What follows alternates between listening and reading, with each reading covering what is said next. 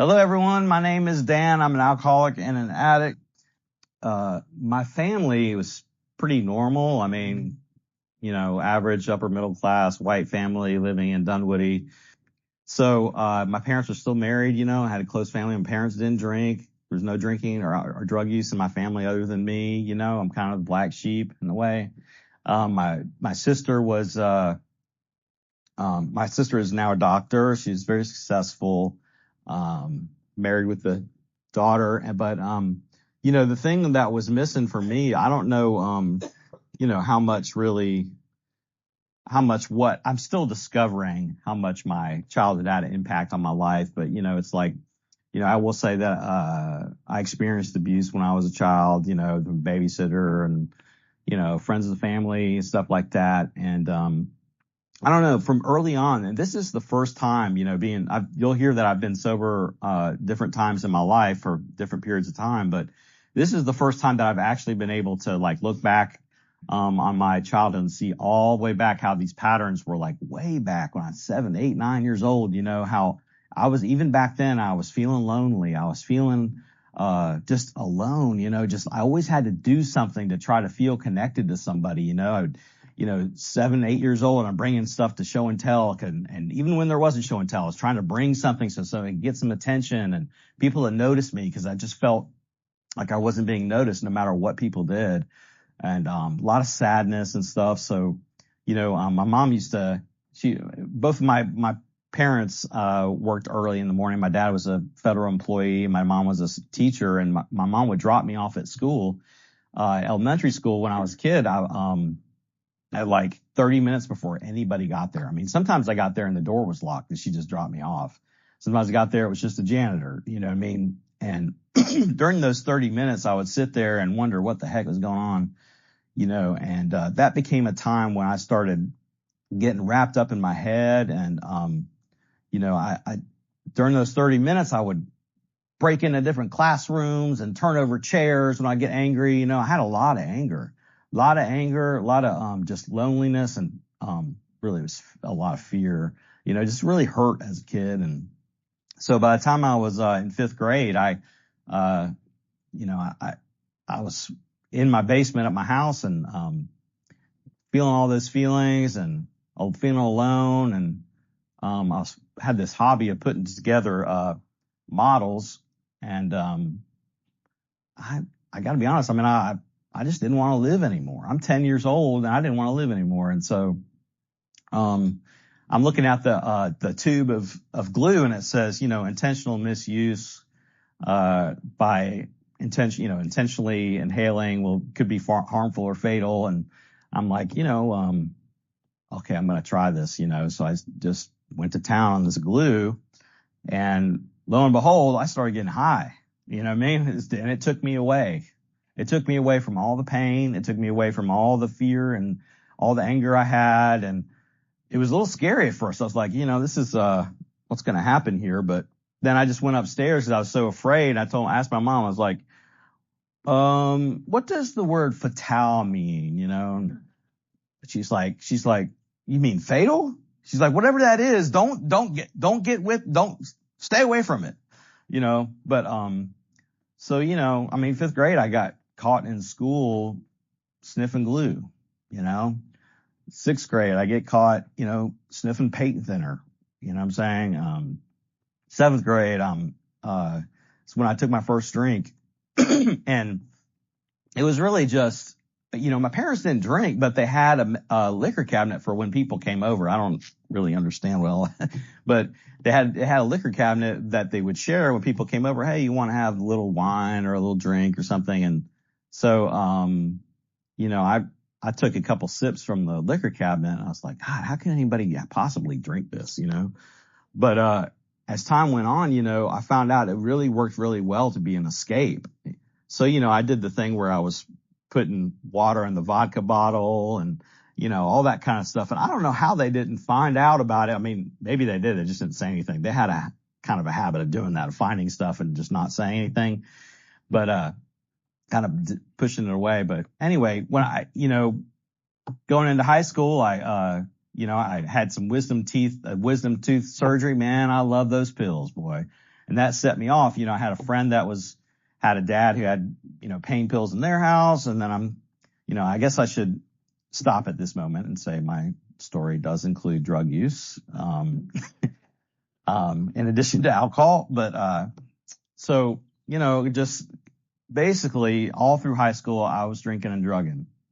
I started smoking pot when I was 15. By the time I got to be a senior in high school, I had doing acid. I was snorting cocaine. I was, drinking every weekend, smoking pot just about every day, smoke before school, smoke during school, smoke after school, smoke before I went to bed, so it was just rolling. And it got to be a time where it was like, okay, Dan, my parents were like, you're 18 now. So, guess what? You're not going to be living here much more.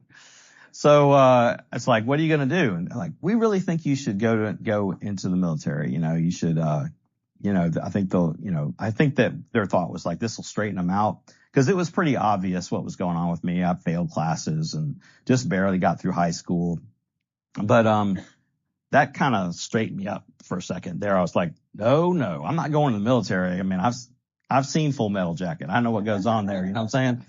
So, so I was like, I got to start filling out some college applications, and ended up going to Georgia Southern with the 1.6 grade point average. Yeah, they took me. I was desperate, I guess. But I'm like, it's a party school, this is going to be great. But by the time I started, I was like, by the time that actually got through the summer and started, I was really getting off. During that summer, I really was getting off track with stuff. I mean, I wasn't, I'm just going to be honest. Like, I know this is no different, but like, my hygiene is the first thing that fails when I start getting high. Okay. So that summer, I wasn't waking up. I would take a shower. Okay. So, all this stuff is falling apart. I'm not caring about myself anymore. It's like, and I'm really afraid about leaving the house, because I'm going to be by myself, is the way it feels, So I go into, college, and I'm like, okay, this is it. I'm going to stop, no more drinking, no more drugging, I get there, and first thing I start hearing, the first day I'm there, I hear people like, yeah, this frat's having that party, and they're going Rush, and they're doing that, and this frat's having that party. I'm like, oh, well, that'll be cool. Let's try that. I never went to a frat party, but I definitely got drunk, started drinking again. So I found people that were there that were of age that would buy alcohol for me. Then, after a year, I started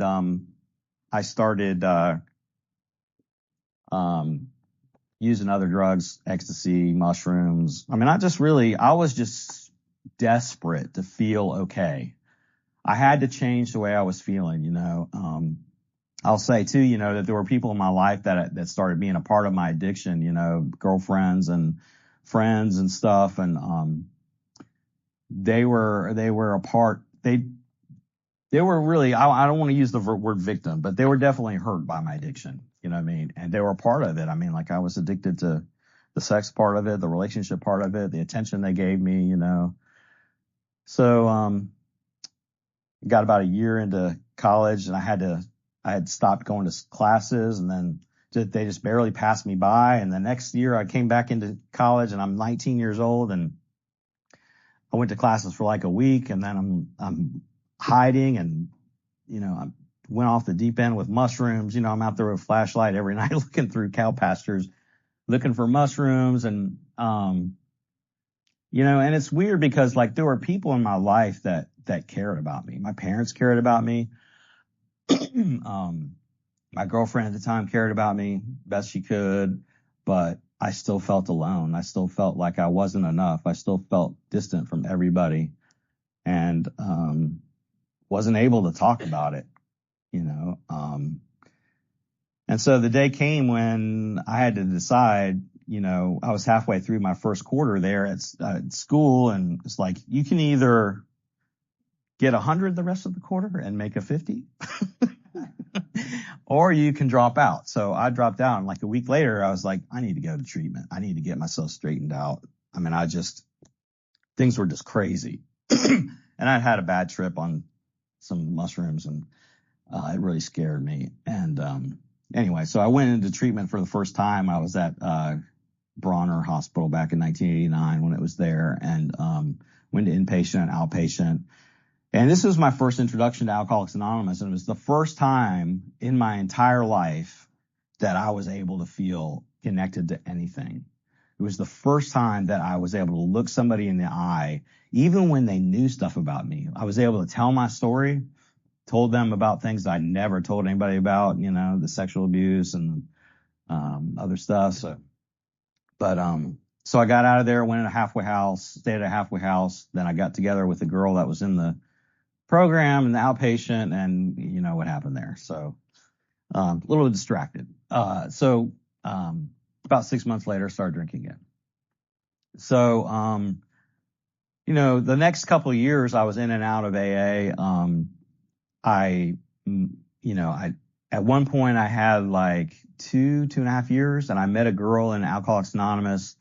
12 and 12 talks about boy meets girl on AA playground. That's pretty much what it was. And, we got married. First she got pregnant, by me. And, I'm so glad that we chose to not have an abortion with her. But,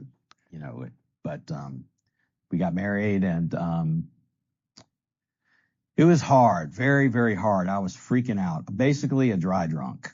And, I was a dry drunk. Stopped going to meetings. I was sober about 2.5 years, stopped going to meetings, and, about 4 years into my marriage, without having been to a meeting in a couple years, I did something really violent in my house. And it's something I really can't go into detail about, but I mean, it's not, but anyway, the result was I went to prison. I accepted a plea. Their first offer to me was 40 years to do 18 in prison. And we got it down to 20 to 10. It was a very, very difficult time in my life. It was strange because like after I felt all the feelings about, being isolated from society, so here's a guy that feels isolated anyway, feels distant, feels alone. And then all of society says, hey man, you're out of here. We don't want you around us. That's the way it felt. And I just really felt like God had just, crumbled me up like a piece of trash and thrown me away, and, the first year I was there, I was like 29 years old. And the first year I was there, I met a minister that came in, and he helped me understand that it was not God's punishment that brought me there, but really his love. And that was really, may sound kind of strange, but like I've come to find out that like with my relationship with God, my higher power, it's like he loves me enough to do whatever it takes to get me closer to him. And that's what it took for me. So, I'm here to tell you prison isn't a fun place. Nobody likes to be there. I have opinions about it that I won't use this context to share, but it's a tough place. I was able to not drink, believe it or not, or not drug for the entire time I was in prison.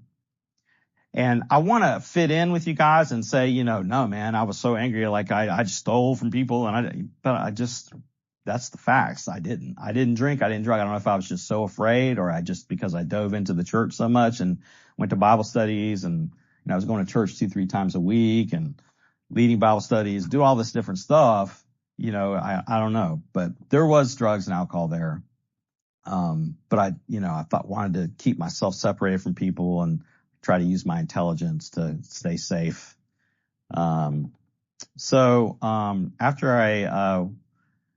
when I got released from prison, really, I just wasn't ready. There was no program, and I understand it's changed a little bit, but like I was able to get through alive, which is really good. A couple different assaults or whatever you want to call them, a couple of fights, but I was able to get through alive, and I got out, and I just wasn't really ready. And man, all that loneliness and all that fear and all that anger, it just was there waiting on me. I thought I was going to be fine, you know. I mean, my first thought when I got out of prison, because I filled my head with so much religion, was, man, I'm going to get out and I'm going to get some people saved. You know what? We're going to get these people right. And it didn't work out that way. So, like a week after I was out, I relapsed again. And I'm headed down there. I'm skipping. Now this starts like the skipping along the bottom phase of my drinking. It's just like, you know, I would go into the program, go into the AA, meet people, make phone calls, you know, go in and out, but I never like applied myself to the steps. I do want to say that, like, in previous time when I was sober, when I first got married, I did go through the steps, but I also rested on my laurels afterwards. And I also left something out of my out of my fifth step. And,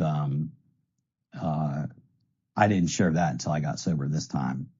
And, I'll share more about that in a minute, but so, you know, I'm in and out of AA. I'm back and forth. You know, I'm on probation. I've got to do these classes. I've got to pay these fines. My parents are just like, you know, the day I got out of prison, they took me to Walmart and dropped like $1,000 buying all kinds of stuff for me. And, you know, they're, you know, trying to keep me supported this whole time, you know, so it was like a year that I didn't hardly work at all. I was afraid. I stayed in my house. I didn't go anywhere. I went to my classes. I made sure to do that. I went to my probation appointments. But other than that, I was just basically inside my house, just, you know, isolated, wasting away. And, so I'm going to share some good stuff. There's during this time, one of the bright points of what happened at that point in my life, I was 39 years old, just got out of prison, and I had decided, whether it was for religious reasons or what, that I was gonna not date anyone for the first year I got out of prison. I was like, well, I need to you know, really take time and focus on myself and whatever. You know, so I didn't that was my excuse for staying home. Well, there's no, you know, whatever. So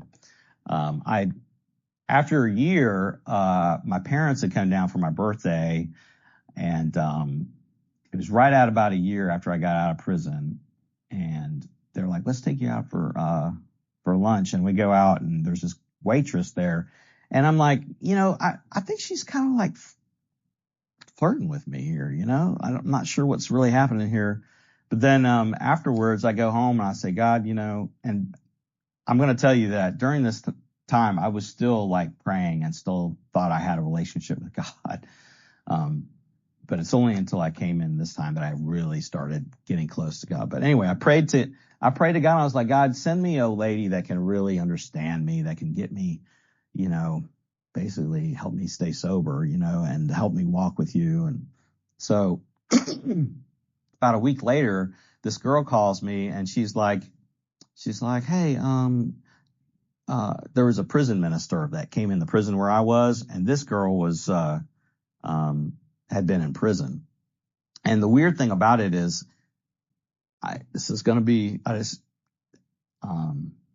so the last year that I was in prison, so I'll say the last 6 months, I had a roommate, right? Cellmate. A little different, but, and he had a pen pal that he would write in another prison. And I was like, hey man, you know, hook me up, you know, you got some other people I can write, you know? And, he had a locker. When he opened his locker, he had a picture of this girl on his locker, and he would open the door and I'd see her. And I'm like, man, you know, let me write somebody. Well, then I decided I wasn't going to date anybody and get out of prison. And so anyway, then this girl calls me after I prayed this prayer, and, we get to talking, and she's like, yeah, I used to be in prison. And, you know, we kind of hit it off because it was like she was on the ankle monitor, and, yeah, love at first sight. What can I say? So it's like she would have to be under at home at certain times. So she's like, I can't go anywhere. And I'd say, okay, I'll call you and we'll talk. And she kept calling me and calling me and no. So after we've been talking a little while, on the phone, we met on Easter, and I met her. And then after a couple weeks after that, we're talking a lot, and we're sitting at a train station, a MARTA station, and she's showing me her scrapbook from prison, and she turns the page in her scrapbook, and it's the picture that was in my cellmate's locker. And God had sent somebody in my life without me even realizing what was happening. And there have been several times there are a few times that has happened in my life that's just been by total grace. And so I was like, wow, man, this woman is really somebody sent from, I really believe that God sent her into my life. She can't get me sober, keep me sober, but God did send her into my life. And so about a year later, her and I got married, and that's been a great thing. I was still skipping along my bottom. When we got married, I think I stayed sober like a couple of years, and there were some things that happened with her health. She was having seizures fairly often. It went on for about 9 months. And I just didn't know how to handle it. I was relying on religion and going to church and, praising and reading and putting on this image of being somebody that's godly when I really wasn't. And I didn't know how to handle life. And one day she was in the hospital. I had some painkillers, and I took them, and it was like putting gas on a fire. I mean, that was like 2013. And I over the next 5 years, I proceeded to steal. I proceeded to lie. I proceeded to cheat, to do everything I could to take away that feeling that I felt of being totally incapable of handling life. And I thought that if God can't give it to me at church, there's no way I can get it. And I'm not capable of living.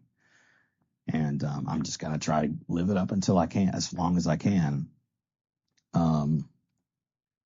There were times that I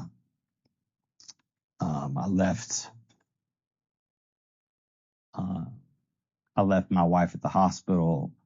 So she'd say, "You promise me you're not going to take them?" I said, "Yeah, I'm going downstairs to the pharmacy to get your pills," and I'd walk right in the bathroom after I picked them up and use them, and leave her at the hospital, no ride to get home. Just all the stuff, man, all the stuff. And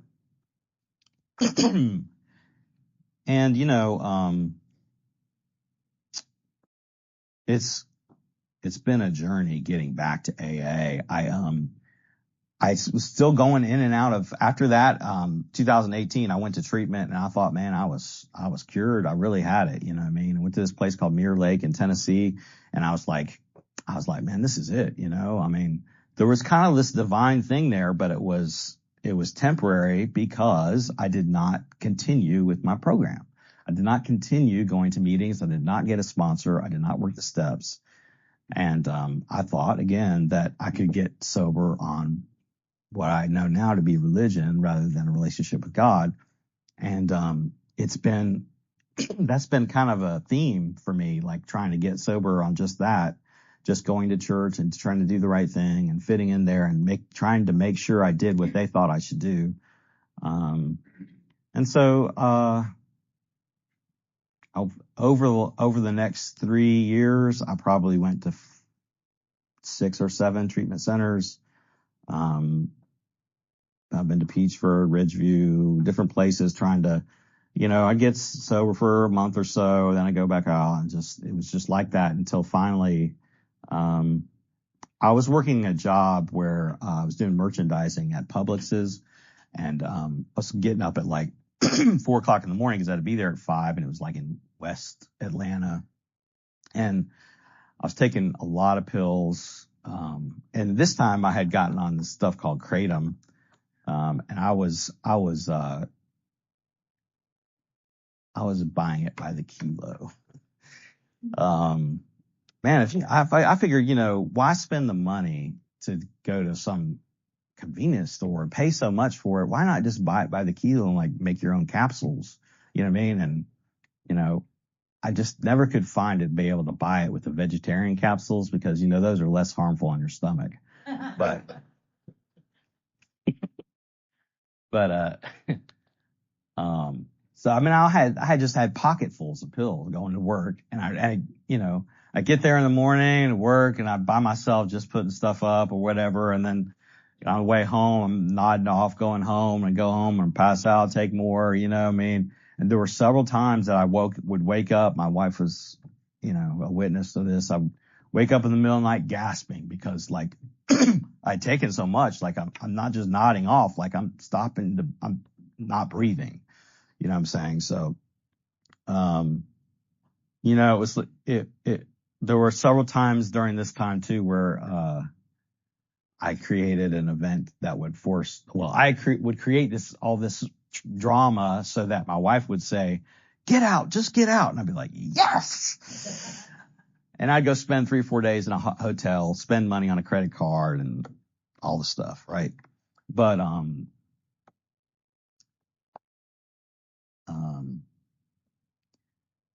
when I was working at this job in 2021, I was on my way home and, one day and, I've been on this route home several times over the last couple months. And, I had started talking to somebody in NA because I was trying to get my wife off my back, kind of, like I'm calling him. But as I was talking to this guy in NA, he was like, maybe you don't need to really go to a treatment center. Maybe you just need to get involved in the program. And I'm like, no, I just really, I think I need to kind of dry out a little bit. And so anyway, we're having this conversation in my car, and I'm riding up Highway 75, and all of a sudden I see a sign for a treatment center while I'm talking to him about going to treatment.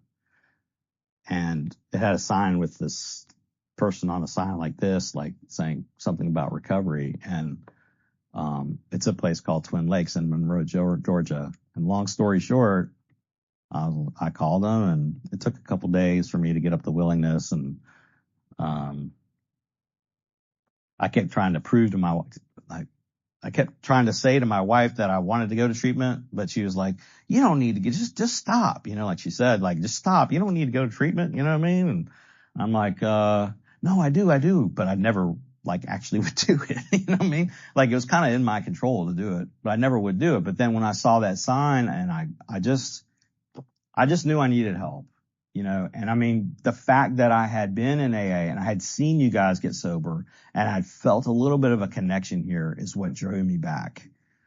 And, so I went to Twin Lakes and I did the deal. I mean, I really applied myself to it.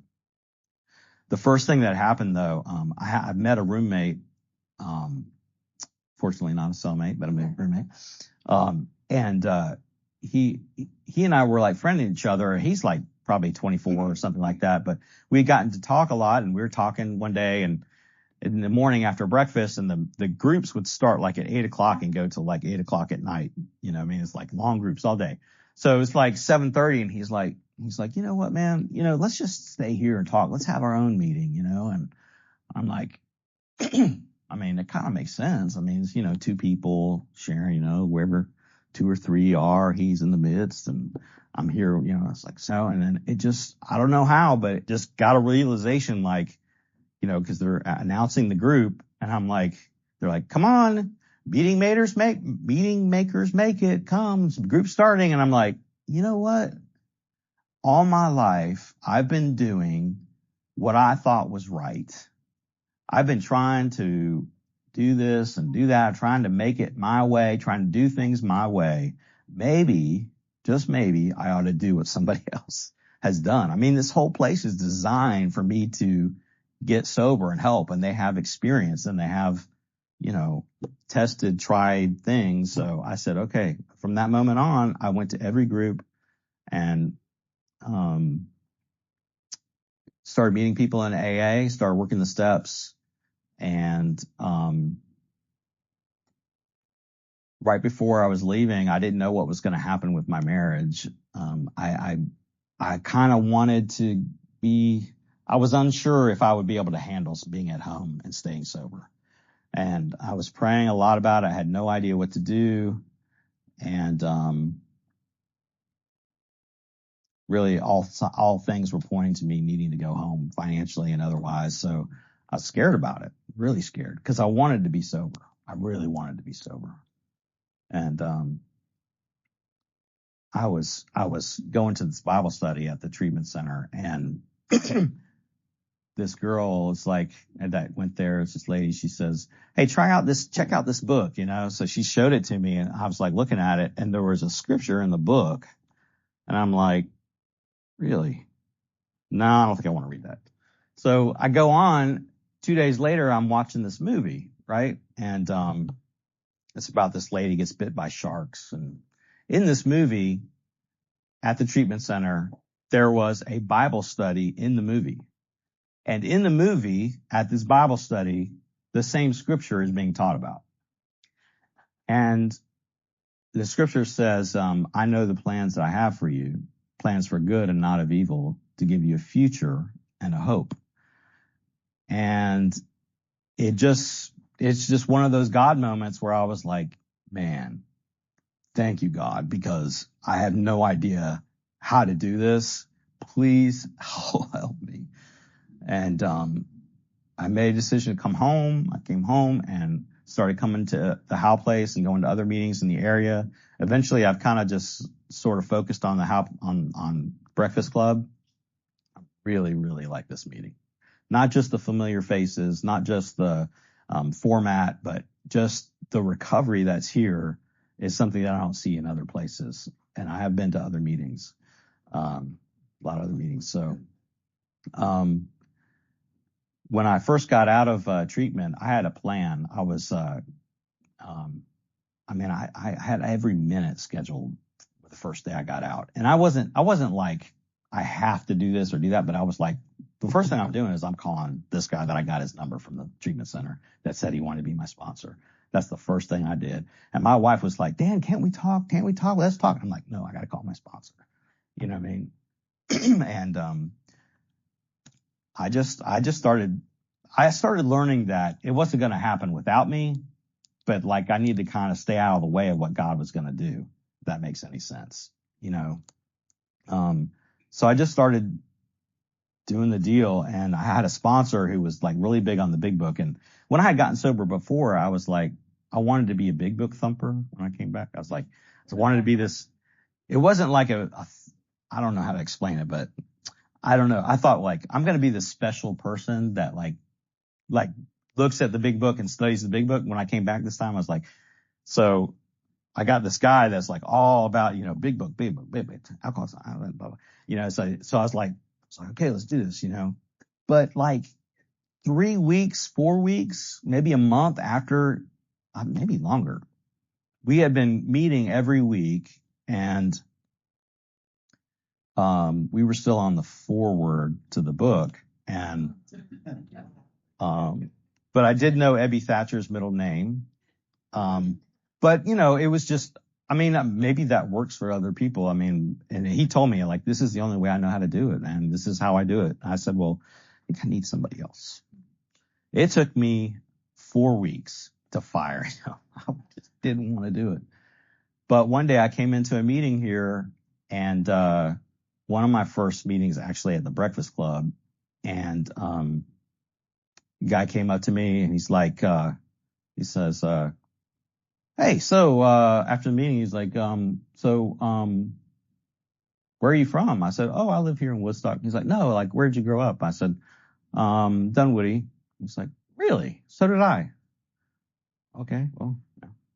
He's like, well, where'd you go to high school? I said, Peachtree High School. And he said, so did I. I said, well, he said, where'd you grow up? I was like, well, I grew up in Waterford subdivision. He's like, I grew up in Waterford 2 right behind you. So I was like, um, I think this guy's going to be my sponsor. So he became my sponsor. It's Trey. He, has helped me a lot. And I finally started going through the steps, and, I got thorough and honest about it. I realized that my spirituality had been lacking. It's like the second step in the 12 and 12 says. It talks about how it has to do more with the quality rather than the quantity. I had a lot. I had a lot of quantity, you know what I mean? But I didn't have a whole lot of quality. I was going to church. I was, involved in my church. I was getting high and drinking, but I was involved there. And I mean, it was a positive thing. I just wasn't able to connect there because I wasn't being honest. I was not taking inventory. I wasn't asking how I had harmed people that day. I was not asking myself where I was resentful or afraid or anything like that. You know what I'm saying? And so what's happened is I've started learning how to really let God be in charge, like really surrender. This morning is a good example just because I did really good not being nervous until this morning about speaking. And it was just like, God, you got to take it. You know what I mean? I do this imagery thing about letting go of a balloon. I write something on the balloon, I let it go. And it's just, things go so much better when I let go. You'd think I would learn, but I still do take my will back at times, and I want what I want when I want it. I have my character defects get in the way sometimes. I want to, I still have times where I want recognition from other people. In planning for this talk early on when I first got asked, I was like listening to other talks, like, how can I say this? And they'll laugh, and then this will go like this, and that'll happen. And then I actually thought, well, maybe I'll just talk about how to give a talk. I mean, listened to so many talks. Maybe I'll just, so, it just came, this time, one of the turning points for me was I got honest about what I did when I went to prison. I got honest about the things that I had done that led up to that, the different aspects of my character that, would plague me, I guess you could say. And, I got honest. I told Trey everything, and it is so good to stand right here today and know that there are no secrets in my life. Like right now here today, not one person, but somebody knows everything about me. There's nothing in my life that I've not told somebody at some time. And to live in that freedom day by day is something I never thought was possible. I never thought I was really worth it, and I appreciate the fact that, God, AA loves us before we can love ourselves. And just even by being here and being able to come and hear the language, that is enough for me almost. I mean, like just hearing how people open up and talk about real stuff. It was something I wasn't really getting in church, and hearing that, it makes things real for me. It gives me hope, and so today, I'm making every effort to make amends with my wife. It has really been a trial. I make mistakes, but I do what I can do on my side of the street, and I have to leave the rest up to God, I'm grateful for the steps and for my higher power that's brought me to this place. It works if you work it. Thanks. I'll pass that.